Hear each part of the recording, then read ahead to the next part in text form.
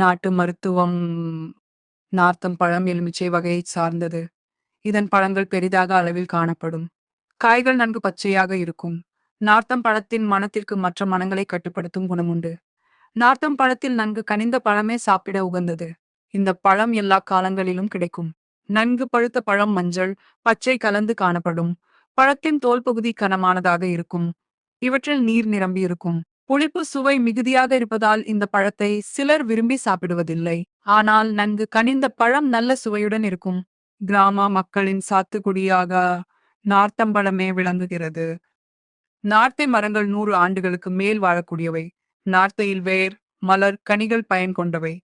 செயல்திறன் மிக்க வேதிப்பொருட்கள். கனிகளில் அமினோ அமிலங்கள், வைட்டமின்கள், கொழுப்பு அமிலங்கள் உள்ளன.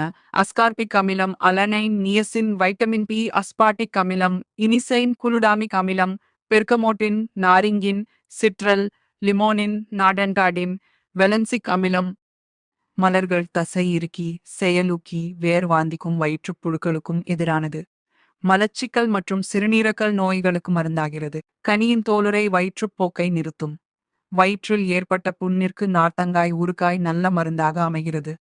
நார்த்தங்காய் அல்லது பழத்தை எந்த வடிவத்திலாவது உணவில் சேர்த்து வர ரத்தம் சுத்தமடையும்.